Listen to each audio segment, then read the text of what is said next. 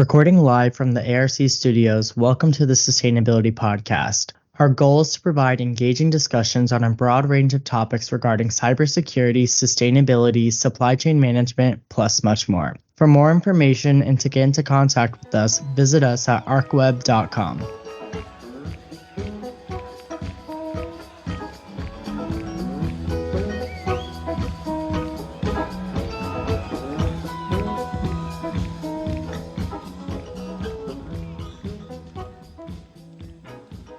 Welcome again to another episode of our Sustainability Podcast. Today, I'm thrilled to be joined by Pamela Hamblin of Select Power Systems, which is a nationally renowned engineering firm focusing on the energy industry. It's also woman-owned. So, Pamela, it's great to have you here today. How are you? Yeah, I'm so good, Jim, and thank you guys so much. Art Consulting for having me on here. I feel like there's so much about energy that I just want to shout out to the world. So I appreciate you giving me the opportunity here to have a little bit of voice in this situation that we're in. I call it a situation. So, well, again, it's great having you here today. Let's just get started. Tell us a little bit about yourself and how you came to this energy industry. I ask myself that a lot too. So I have been in this industry for 25 years. So yes, I was like 5 years old when I started. I'm just joking. I've been in the industry for about 25 years, and I spent a good deal of that time working with our legacy facilities, mostly coal and gas.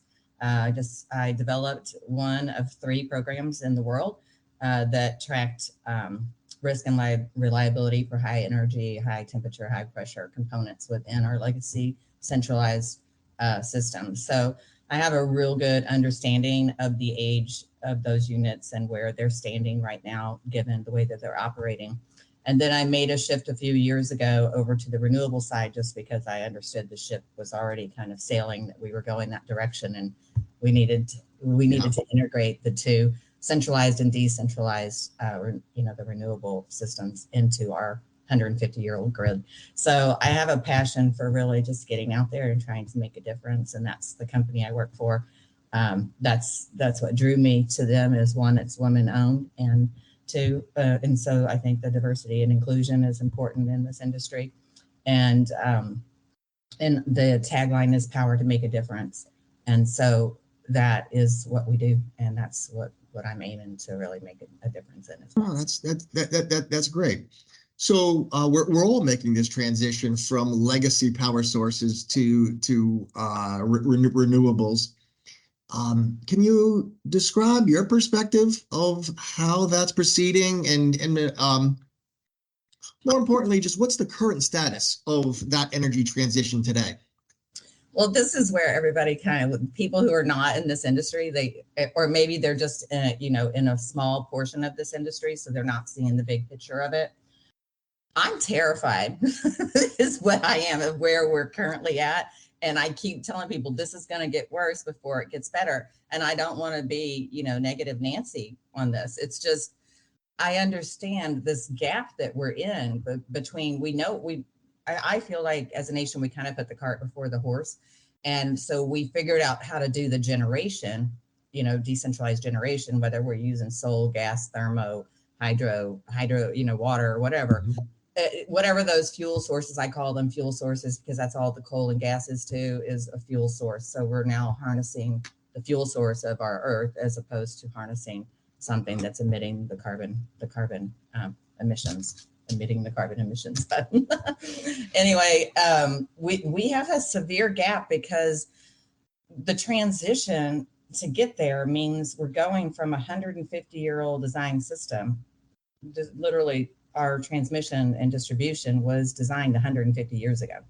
And I had, I'm going to elaborate, if it's okay, a little bit on how did I get here. But years and years and years ago, I had the opportunity to visit a town called Bodie in California. And it was one of the nation's first gold mining towns.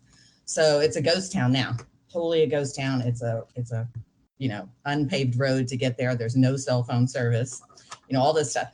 And when I was touring the town, I was in the power industry but it was probably, I don't know, 17 years ago. There was one of our nation's first power generation sources there. And, the generator was still there and the wires were still there. And I was like, I'm looking at the mountains that these wires are going over, and they're going one straight line from the center of town all the way up the mountains, when you could have gone around, around the mountain, up the mountains and over the mountains and down. And I asked the tour guide, I'm like, well, why is this line just, I don't know why it stood out to me. But I was like, why is this just like taking the longest route? And the guy goes, well, 150 years ago, they didn't know power could turn corners. So we didn't know power could turn corners. So we just took the long road. And that's what we're dealing with today, is a transmission, and not so much the distribution, but the transmission lines that are 150 years old. They're outdated, and they were designed for one-way traffic. And we are now turning into a spaghetti bowl of traffic where we've got bidirectional power in multi-lanes that all of the hardware and infrastructure needs to be upgraded to handle, because you can't push power against on itself, or you're going to have a problem. So that's kind of what really got my brain moving. Like, we thought power could only go in one line. Well, when has all this been changed? I mean, they did some upgrades with substations and distribution, but in the fundamental point here is that transmission lines are very old and only designed for one direction power. So, wow. So let's slowly and carefully go through the number of challenges that you might perceive in the industry. Okay, where would you like for me to start? This is a perfect storm. So let me go back and say, I have presented with ASME in front of Congress as an expert on energy, and that was a couple of years ago, and I specifically asked the question in the room to the Department of Energy, the elephant in the room question, which is, what are we doing to bridge this gap of this energy transition? And the answer I got was, well, we're putting in smart grid technologies. Okay, well, smart grid technologies are great if the line can handle the bidirectional power, right? So when we're looking at a typical coal facility, we're just going to take like a typical coal facility. When we look at energy then versus energy now, so centralized to decentralized, meaning one central place that we're creating all the power and sending it down the transmission and out to the distribution. And it loses power as it's on its little trip, so as it's going, it loses its power. So some of the challenges that I'm seeing is the typical generation capacity. That's what I always call it. Some people call it some different things. Of a coal unit is 500 megawatts. So when we look at 500 megawatts, it's all being produced in one location. And many of those emissions are not there. They've put on scrubbers and they've put all these things on the stacks so that the emissions fall within the guidelines. However, the guidelines keep changing. So they keep trying to put these upgrades there. Now, we're keeping on centralized for a minute and the problem with that. So 500 megawatts was typically designed about 60 years ago, sometimes more. The lifespan of those, the average lifespan of those units with their metallurgical components is 60 years. So many of them have reached their end of life, and they're being operated in a cycling fashion because our centralized units that were supposed to be decommissioned years ago, you unwrapped the whole thing here, just so you know, this is not a short answer. This is the part that a lot of people don't realize. So these units, I like to do analogies. So have you ever driven like a stick shift? Sure. Okay. So let's say you live in the north somewhere and it's cold, unlike you and I in Florida. It's cold, so you get snow and that kind of thing. And let's say you're driving like a Volkswagen or something like that, and you left your car out overnight and got snow all over it, and you're late for work. So you hop in the car, you start it up, and you hit the gas and try to go 0 to 60 in like 30 seconds. Well, no, you're going to crack your block because you haven't given the engine time enough to warm up. If it's a stick shift, you're going to skip like first and second gear and try to just get that guy going in third gear so you can get to speed faster. So essentially, that's how these older units that were designed to just drive from New York to California without stopping, like these old units were base loaded. That's what we call it in the industry, base loaded. So they're designed to ramp up to full speed. It takes about 18 hours for them to go from a cold start to full ramp speed, 18 hours. Now they're expected to go in 30 minutes or less. That's what they need to do in order to fill in the fluctuation of our renewables. So what they're doing, one, is they're reducing the life of the components because it's like driving in a city versus driving on the highway. They're utilizing ramping this up and down, up and down, up and down more often. So cycles is what we call that. And they're doing it in a much faster scenario than they are supposed to. So they're bypassing a lot of the safeties that are put in place in order to ramp up to get to full load in order to meet the need and the demand on the grid. So the utilities now have a position where they are having to make financial decisions of, we're supposed to decommission these units. They're at end of life. We either are going to invest a lot of money to replace the components that no longer, can be operated safely, or we're going to decommission it. But then we don't have the power, the stable power in place yet. And we don't have the way to get to transmission and distribution because our lines haven't been upgraded or our substations haven't been upgraded, or we don't have the sensors in place. So there's a lot that has to go in to that scenario. So that's where we go with interconnection. This is the second part. You want me to take a breath and you can interject? Continue. This is fascinating. Okay. So this all leads to interconnection. Now, this gets kind of confusing. There are energy markets that are deregulated, energy markets that are regulated. That is when we basically went to a deregulated market years and years and years ago, where we made all power sources competitive against each other. And we put these rules in place in all of the energy markets. Energy is a commodity in these markets. And I think there's 5 of them across the US. They're divided into separate areas where all of the energy that is generated goes into a pool, and you have to bid in like a daily bid, kind of like the stock market. If you're doing day trading, it's like day trading, but it's power. And so the most efficient power source generation and availability is the one that wins the market bid for that day. If they do not meet that demand, then they are paying crazy amounts of penalties to the market, because then the market has to pull in a secondary resource to do the generation. So obviously, when you've got coal and gas competing in the same market with, solar, wind, water, hydrogen, whatever, thermo, if they're all competing in the same energy market, it's pretty safe to say that the coal and gas are not the first ones that are winning those bids, because they have to bid in. The only thing that they can bid into the market is their response time. They have to be able to respond in 30 minutes. They have to be able to do that several times a day, and they have to be within a certain price point. And the only price that they can include is their fuel price. They cannot include their maintenance. And so the maintenance is getting out of control on some of these old units. So coal is about a 60-year life. Gas is about a 30-year life, although those units were designed to cycle more. They can ramp up faster. However, they have a shorter lifespan. So many of those units are also being slated for decommissioning because, one, the regulations that are out there, and 2, they're just at end of life, and it doesn't make financial sense for utilities to go in and do the investments. So that would be the energy markets. Then we look at the interconnection markets, which are different than the energy markets. So while there's 5 energy markets, I think there's 3 interconnection markets. So there's the West Coast, and then there's Texas is their own, because I'm from Texas and we kind of think we're special. So Texas is their own.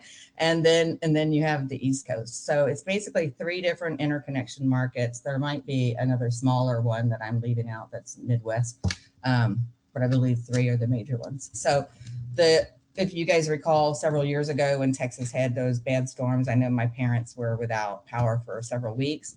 A lot of that has to do with the interconnection situation. So because Texas is kind of islanded, they're not connected to the other grids for utilizing their power. So you have to go through if you want to start pushing power back onto the line. So when we're looking at a renewable energy resource, now I'm going to switch over to renewables. When we look at a renewable energy resource, they're normally on the smaller scale. Sometimes we're getting the utility scale, but they take much longer to get approval because the utilities have to go through the interconnection process approval as well. So they're normally something that's on the distributed line, a DER, as opposed to something going down the transmission line. So you have to get in a queue. It's called a queue for interconnection, the queue approval. And with the queue approval for interconnection, that is basically the commission is looking at what's going to affect the transport of energy bidirectionally. What do we have for equipment on the line, like substations that have the switches? How can we control if there's a problem here? We need to be able to shut it off here so that we don't, electrocute people. So they need to isolate where the problems are. And they also need to have sensors for demand control. So, and those are smart sensors. So we start getting into a whole nother issue with this transition is the smart sensors. It's like the new terrorist attack waiting to happen, but I won't go into that right now. So with the interconnection, there is a backlog. There was a report by Berkeley not too long ago. I'll see if I can pull it up to get the exact stats for you. Let me make this bigger so I can. So this was the best report I've seen so far. It's by the Berkeley Institute, and the whole thing is about connecting to the queue. So this was published in 2021. So this is fairly accurate. It's reducing by a little bit, but they're still projecting quite a bit of a queue, if you want to call it a queue, by even 2029. So when you take that into consideration, when most of these goals to decommission these coal and gas units is 2035, by being net zero, the queue is way behind that in order to get these renewable projects into the interconnection process. So in 2021, by the end, actually, this was the online date by 2024. So these are projects that are in the queue with the total capacity, so generation capacity, has, it was 73%, 998 gigawatts of total capacity are in the queues waiting for approval by 2024. Only 13% of those, 183 gigawatts, so gigawatts much bigger than a megawatt, already has executed interconnection agreement. So out of 73% that's in the queue of what we're expecting to come online, only 13% has been approved. And the average wait time is about 3 to 4 years, depending on which interconnection market you're in. So next problem. You want to interrupt me here? Continue on. You're on a roll. Okay. So the next problem comes, most of the people who are building the DERs are developers and IPPs, which are independent power producers. It's not the utility. So the utility is typically the one responsible for the lines, but they're not responsible for the end generation. So if we look at like a microgrid, that's my favorite thing to look at because I think it's an answer to bridge our gap, but we can get into that in a little while. But most of our microgrids are anywhere from 500 kilowatts to 1 megawatt in generation capacity. And those are normally a hybrid microgrid that's utilizing multiple fuel sources, renewable fuel sources and battery storage. So if we're trying to replace one coal unit that's average 500 megawatts with a bunch of little microgrids or some other source of renewable, there's a lot of work that has to go because, look at 500 megawatts and we can maybe get 1 megawatt out of a daisy chained microgrid. You can get a little bit more if you have the land space and you have the funding, and the funding is definitely coming. It's just a matter of getting your hands on it. So when you're looking at the queues, anything over 500 kilowatts in power generation that wants to push back onto the grid a bidirectional power, they have to go through interconnection approval process. So that means if it takes 3 to 4 years, a developer has to carry that project on their books for 3 to 4 years and put the finances and stuff like that out there without a return on investment. Then you got to look at the availability of the resources that you're needing. And I don't know why I'm drawing a blank on that right now, but getting batteries and getting solar panels and that type of thing. is very difficult right now with the supply chain. That's the word I was looking for. So supply chain. So there's supply chain issues, and the more that our demand goes up for these supplies, the harder that's going to be and the more expensive it's going to get. So let's say you're a developer and you've put in all of your application, you've spent all of your money, you got everything, the designing, everything good to go. You know exactly how much power you're going to go on. You can isolate it if you need to, all that good stuff. You still got to get in line. It's like waiting in line for a good concert or something. You still got to get in line. So you get in line behind all of these projects. And if any of the other projects fall out of line, like they decide they don't want to carry this any longer, or they weren't approved or something like that. Say there was a large, utility scale project on the queue, but they pulled out for some reason because it wasn't making financial sense or something for them. Mm-hmm. Now everybody behind that project in the queue has to go back through the queue again. So because now let's say it was 30 megawatts or something like that. Let's just use the word 30 megawatts of power that was going to be a utility scale power. So it was going to be basically going one directional. They're not looking for a DER. They're just doing transmission, basically just replacing the centralized with a renewable centralized. So let's just say they drop out. Now you've got 30 megawatts that was accounted for in all the calculations of the queue that just went out of the queue. So now all the ones that were falling behind that they were accounting for that 30 megawatts in, they have a better chance of getting approved, but they have to go back through the queue. So the queue is a big problem. The interconnection queue is a huge problem, and our transmission and distribution and sensors is a huge problem. And the legacy units are not, unless we start, I know they're bringing back nuclear on a lot of things, and that's good to some extent. Couldn't do that for years and years, but it's clean. As long as nothing goes wrong, it's clean energy, and it can produce a lot of baseload power. So that's that in a nutshell. Well, thank you for that. That was certainly an extensive answer, and the details were superb. I almost shuddered to ask the follow-up question, but here it is. So how do we as an industry surmount all of those? What are the first, second, third things we need to do to move this industry ahead and actually achieve this energy transition? Well, I think that we've made good progress in that we have finally, the government was originally investing a lot of money in generation technologies. How do we generate renewable energy, that's green, and where do we stand on our carbon emissions? And so I didn't even talk about EVs, but that's a whole nother situation that's causing demand surges on our grid.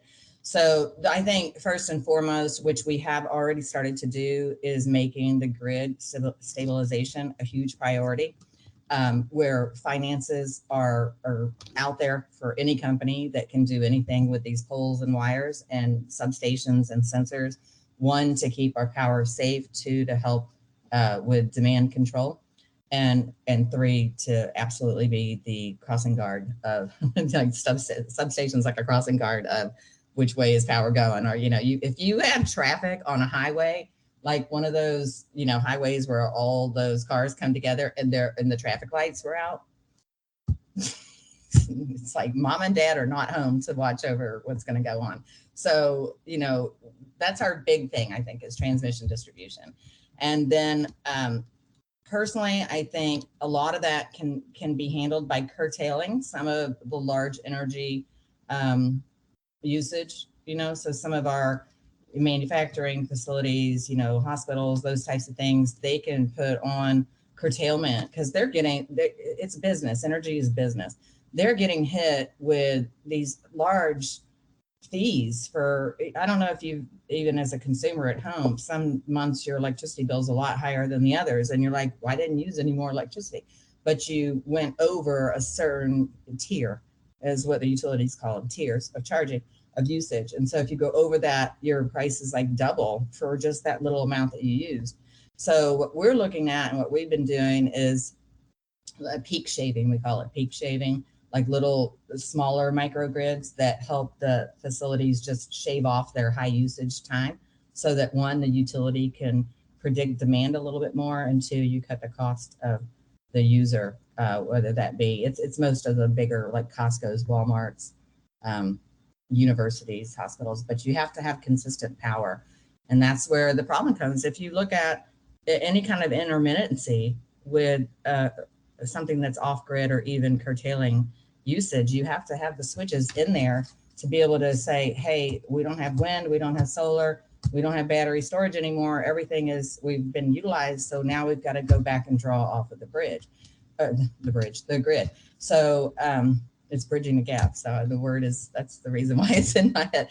So you have to have those sensors in place, and you have to make sure that even the smallest, I'm going to call it a blip in power, but sometimes you get like a little blip in power and it's no big deal to us working from home or something. But when you're in a manufacturing facility, I don't know if you ever saw the I Love Lucy. I try to put everything in something we can remember.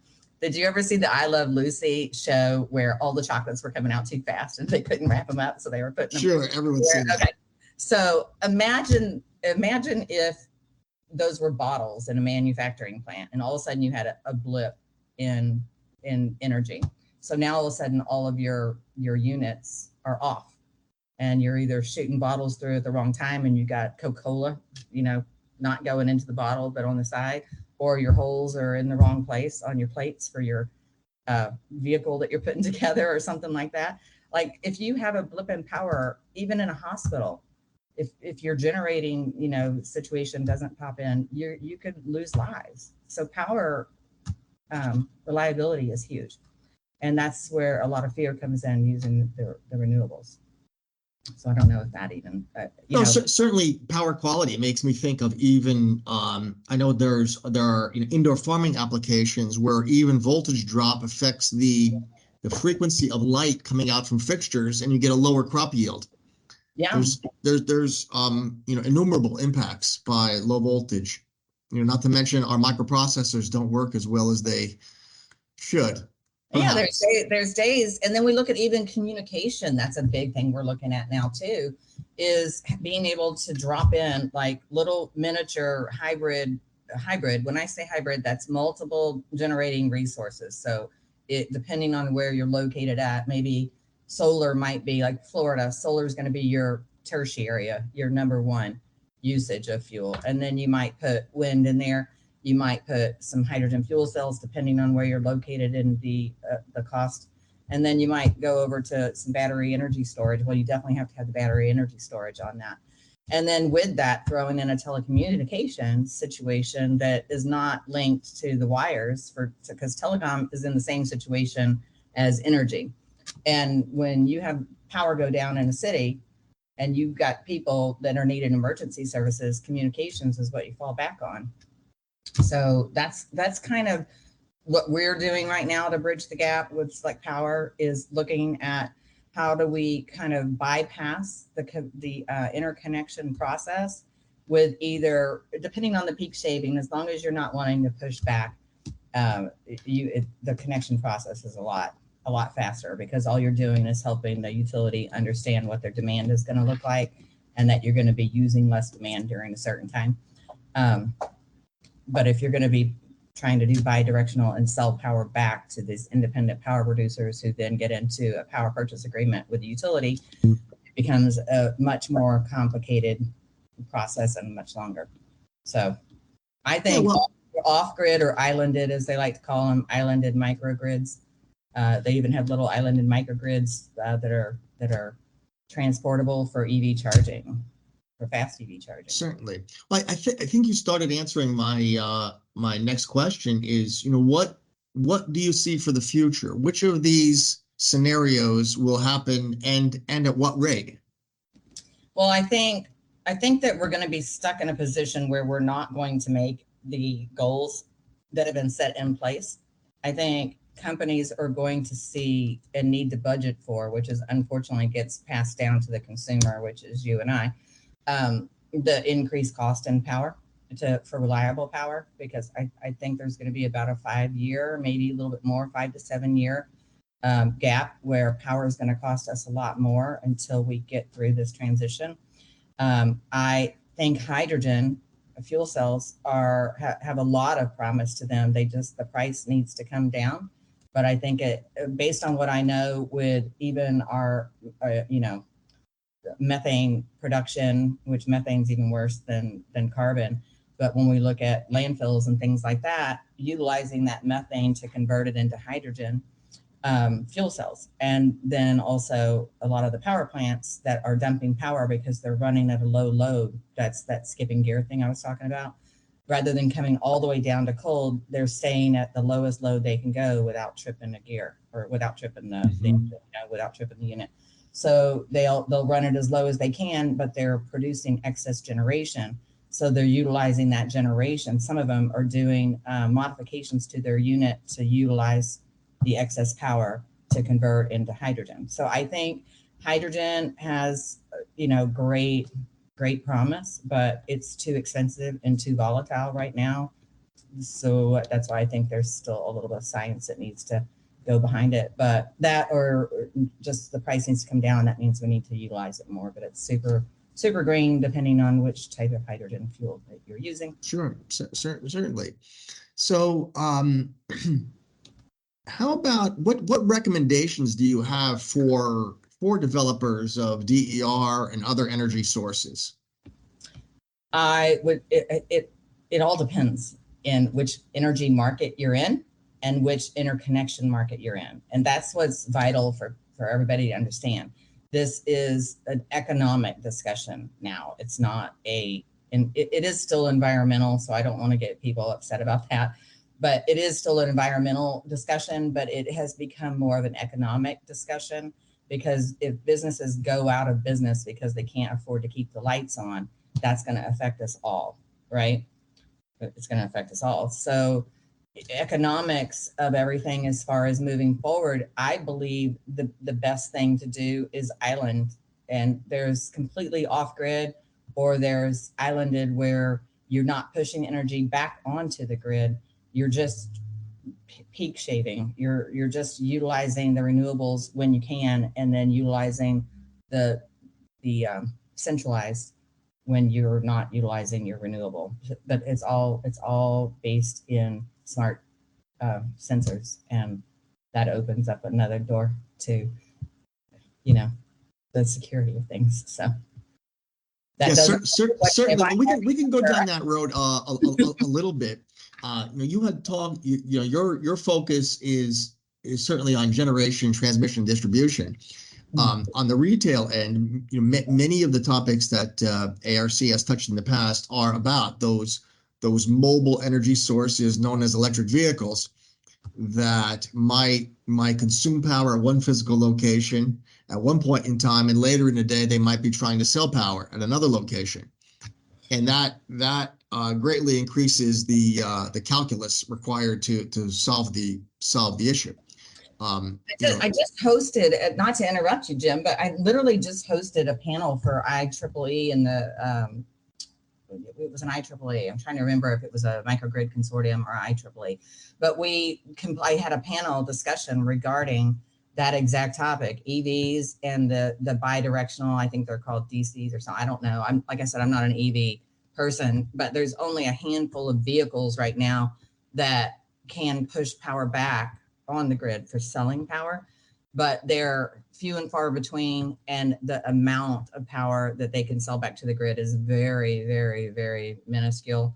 So to me right now, one, if you would only want to be doing that if you're a fleet, like if you have a fleet of buses or rental cars or something like that, where you're getting kind of a return on your investment from what because the EV cars are more expensive, let's face it, right now, than our legacy cars are. So that too will shift, but we are far away from the technology on that. I think right now the fire they're trying to put out, the utilities and the commission, is how do we deal with the demand of a certain time of day all these EVs are plugging in, and because they're under 500 megawatt or 500 kilowatts, they don't have to get involved with a power purchase agreement or an interconnection agreement.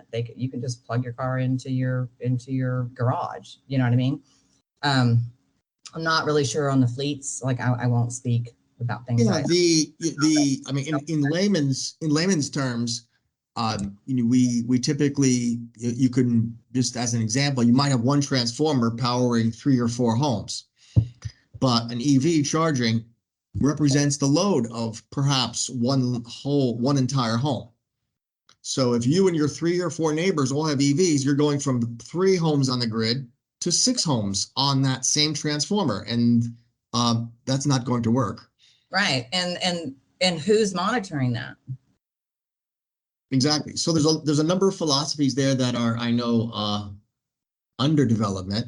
About there might be some arbitrage on that one transformer where you might be bidding against your neighbor about how fast you can charge your car. I know one of the complications for vehicle to grid applications today is the warranty itself on the battery pack of the vehicle. Right. You very often have a warranty for only so many discharge cycles.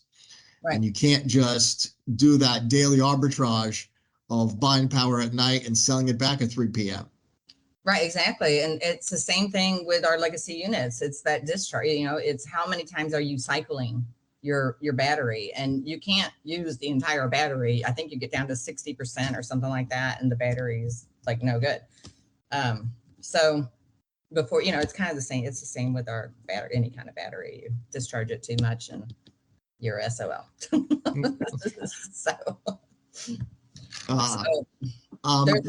There's a lot to pack in, and that's the whole problem. Is there's so many variables involved in this transition that, again, I think the basis is our transmission, distribution, sensors, and substations of managing that power. Somebody needs to be in control of that. I believe it's the utilities. That's just, a lot of people don't like that comment, but I think that we need to keep the utilities viable so that we have a home monitor. At least a home monitor. And I think in the meantime, the bridge, as I'm going to call it, is high performance hybrid microgrids that you can island and not necessarily look to sell back. If you're going to sell back, just be prepared for a long haul of approval process. So. Well, Pamela, this has truly been fascinating, and we're nearing the end of our time together. Do you have any last comments for our audience today? I guess my last comments are just, let's all do what we can do, and let's be prepared, because there's nothing worse than putting out fires. Like, who is the bear out in California that is the bear that, says don't create a fire and have to put it out, like be a firefighter? Smokey the Bear. Smokey the Bear. Thank you. I was drawing a blank. Be a preventer of fires. And in this instance, when I say that, I'm talking about energy. Just open your eyes to what's coming. Be prepared for it so that we're all not just sitting around on our hands going, now what do we do? Because it is going to get worse before it gets better. And with any transition, I mean, we have, and I say this all the time, even though it's painful, but sometimes the most painful things have the best, sometimes they're wrapped in ugly wrapping paper, but it's the best gift on the inside. So, you just don't want to be caught not prepared for it. And so just do your part, speak up, speak out, which is what you guys are doing on here. And what I was going to say is we have the opportunity, and this is it's an amazing opportunity when you think about all the revolutions that we've gone through to get where we are today in life. So I don't know, you want to name a couple of them? We've gone through revolutionary wars, and we've gone through civil wars, and we've gone through the Industrial Revolution, and we are still in a technology revolution. I believe that's part of this whole transition, but we're in an energy revolution. We're in we're changing the way we do business. I mean, there's all these revolutions that are happening. They're happening exponentially. And you and I and anybody else in this industry gets to be a part of making this transition and this revolution be either harder or easier, but we get to be a part of it. That's great. I can't think of how to end on a better note than that. Okay. Again, our guest today has been Pamela Hamblin of Select Power Systems, and she has talked to us in depth about the energy transition in terms of generation and transmission and distribution. So Pamela, thank you again very much for joining us today, and we look forward to seeing you again in the future on the Sustainability Podcast. Thank you. Thank you. I sincerely appreciate you letting me just chat, but hopefully it was helpful to somebody out there. Well, thank you. And to our audience, we look forward to seeing you on another episode of the Sustainability Podcast very soon.